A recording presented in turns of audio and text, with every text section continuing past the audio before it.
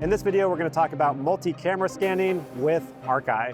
Real quick, you're watching VP Land. Special thanks to our sponsors, Blackmagic, View, and LucidLink for helping make our NAV coverage possible. And now, back to the video. All right, so I'm here with Christian from Arc-Eye. So tell me, what do we got set up here? What's going on? So this is a 3D scanning rig. It's primarily used for facial scanning. Okay. But this rig can be expanded to all sorts of different capture types. And what we're showing here today is two of Sony's cameras integrated into this rig. So you have the Sony Alpha 9 Mark III, which is a global shutter, 24 megapixel, and it can shoot up to 120 frames per second. And in this system, we're able to synchronize all of them, so we can have multiple cameras, in this case 14, fully synchronized for the duration until you fill the buffer.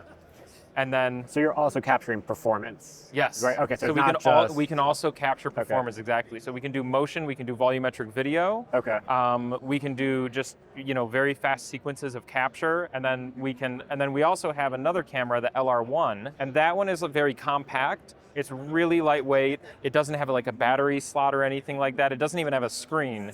And it's perfect for a rig like this because you don't have to look through a monitor, but it's 61 megapixels and it's really small. It's very convenient. And so we have both of them in the rig at the same time, and we can do simultaneous capture. So we could be doing, basically performance capture with the 9 Mark III, and then we could also have the LR1s fire at the same time in sync, so that way you have a reference frame. Then you have this high resolution data alongside your motion data, which is something that you want to try to do with these systems typically, is like you want everything to kind of be like plug and play, and you want to be able to like mix and match, like I want to use this light with this camera and this thing.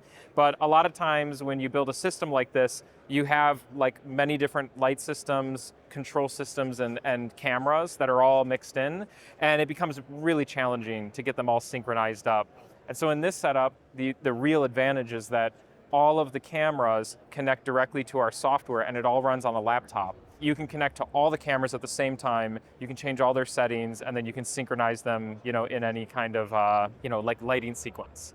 And so that's really the advantage here, is that you kind of have like a cohesive platform where it's all going to like one application rather than like 10. So you can see yourself from all sorts of different angles. So those flattering of angles. That's great, That's awesome. And then it just gets processed together. And then we would process this together into a model. That would take a little bit, take a few minutes, but yeah, we could process this. And can you push this to MetaHuman? Yes, okay. Absolutely. So that's easily one of the use cases. Yeah. You have MetaHuman, you have VFX, you have face replacement. Really anywhere where you need multi-camera data, you can use this to generate like a really nice data set. And then once it comes into your application, how can you process it, and sort of what are the outputs you can get? So this system's going to generate image data. Even when you're doing the motion capture, you're generating these image sequences, and now you can process it into anything.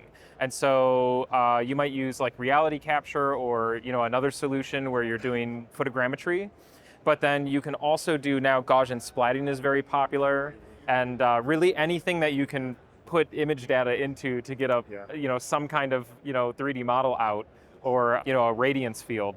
You're going to be able to use this rig for it. So yeah, we're not showing like a sort of a package or we're not showing a software solution for processing. We're really focused on the capture side. And then, because we like the idea that we can capture for everything. We want to process all sorts of different types of outputs, and when a new one shows up, we want to be able to do that one too. Yeah. Gaussian splats have been picking up. What are some of the applications you've been seeing with that? So I think the biggest one is environment scanning. That's probably the most popular right now, but that's not necessarily the most exciting to me. Probably the more exciting one is objects and people. I think that people in particular, they do really well in sort of Gaussian splats. When you get the resolution high enough, you can skip all the post-processing steps where you have to do the multi-layer and you have to simulate, how light reflects on the skin and whatnot.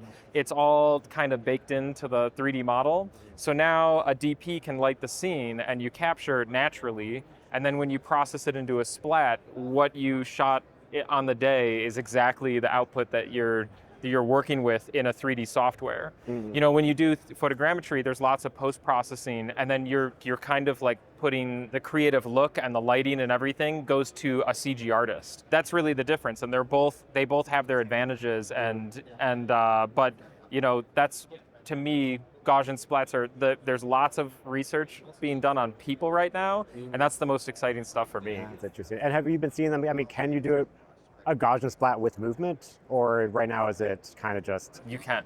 See, this is exactly this is what everybody's like working on right now. Is like it's not readily available. I couldn't point you to a piece of software and say just use that. But everybody's kind of experimenting with it and figuring it out. And you could use this basically data set to process that exact thing. Okay. And now also we kind of have this more from assuming like a head rig, but if we made this bigger, can we capture full body? Yeah, absolutely. Yeah, and so the beauty of this system is that it just scales up. Basically, you add more cameras, but none of the rigging changes. So normally, like in a system like this, you would have people will talk about how they have dozens of computers, and that's actually, as a person who builds these things, that's actually a nightmare. When you have dozens of computers, you have lots of failure points. Yeah. And so one nice thing about this system is that we connect every single camera directly to the network. And so when you want to add more cameras, you just add another network switch and you just keep plugging them in. And so you can scale up really easily. And yes, you would build a larger rig and you would add many more cameras and you'd probably want 360-degree coverage. And you could do that with this platform. And where could people find out more information? arceye.com. Cool, well thank you so much for the demo. Appreciate it. Thank you. And that is it for this video. Thanks again to our sponsors for helping make our NAB coverage possible. And for more of our NAB videos, be sure to check out the playlist right here. Thanks for watching. I'll catch you in the next episode.